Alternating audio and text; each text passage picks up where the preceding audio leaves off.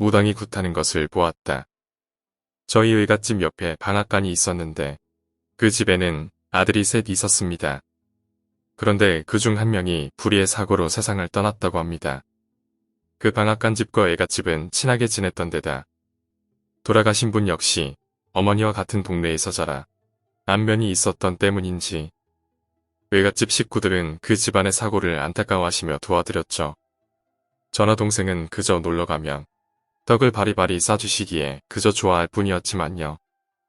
여러 사람들이 빈소리로나마 아들들이 장성해서 큰 걱정은 없겠다고 위로했지만 돌아가신 분이 가업을 잇겠다며 하던 일을 그만두고 내려오셨던 유성 깊은 분이라 방앗간 집 할머니나 주위 분들의 상심은 매우 컸습니다. 그런데 그 집상을 치르고 얼마 뒤 부모님은 또다시 외갓집으로 가게 되셨습니다. 저와 동생은 어렸기 때문에 같이 따라갔죠. 아버지께서 일을 마치고 오신 후에 출발했기 때문에 외갓집에 도착했을 때는 이미 저녁 무렵이었습니다. 차에서 내리니 이미 굿판이 한창이었습니다. 외갓집에 큰형이나 누나들도 있었고 동생들도 멀리서 구경하기에 저도 거기 끼어서 구경하기 시작했죠. 그곳에서 굿을 보는데 이상한 일이 일어났습니다. 보통 굿을 하다 보면 홈건지기라며 쟁반에 받아놓은 물에서 머리카락을 건지는 것을 하지 않습니까? 그것을 매개로 하여 접시를 한다고 하고요. 그런데 무당이 계속 실패하면서 머리카락을 건지지 못하는 것입니다. 주변에서는 수군대기 시작했죠. 무당이 영험하지 않은 게야. 계속 안 건져지는데 어쩐대요? 그 무당분도 이를 악물고 머리카락을 건져내려 하는 듯 했지만 결국 머리카락은 건져지지 않았습니다. 무당분은 고개를 갸우뚱거리며 이런 일은 처음이라고 말씀하셨습니다. 그리고 한참 후에 그 무당분이 부른 다른 무당분이 오셨습니다. 그리고 나서도 꽤 오랜 시간을 허비했던 것으로 기억합니다. 시간은 어느새 한밤중이 다 되었고 마을 사람 대부분은 귀가해서 자리에 남은 것은 친지와 이웃, 친구분들 정도였습니다. 저를 포함한 아이들은 어서 들어가 자라고 쫓겨났고요. 그런데 잠을 청한 지 한참이 지날 무렵 바깥이 소란스러워지기 시작했습니다.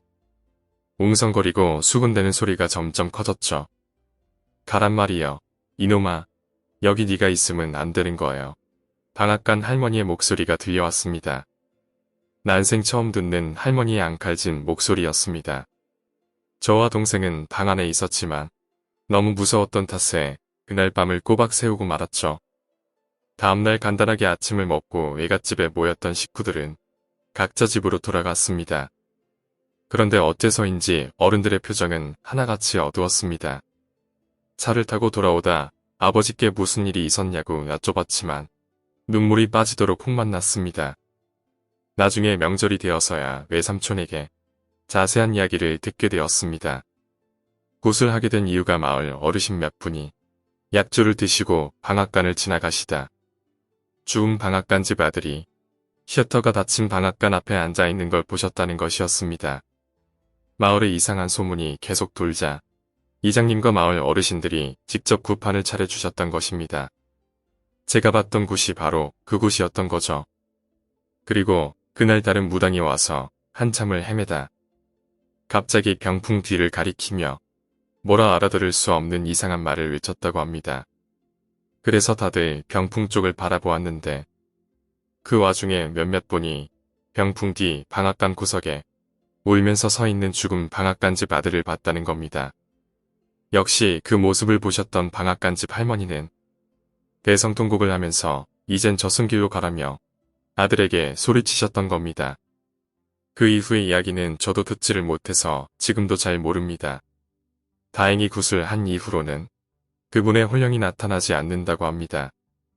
방앗간 집은 그 후로도 계속 할머니께서 하시다가 지금은 돌아가신 그분의 동생이 물려받았다고 하는데 이사를 가서 명절 때가 아니면 자주 찾아가지는 못하고 있습니다. 그리고 지금도 그 방앗간 한 구석에는 항상 물이 담겨 있는 접시가 놓여 있더군요. 오늘 이야기는 여기까지입니다. 오늘 이야기가 재미있으셨다면 구독과 좋아요 부탁드립니다. 감사합니다.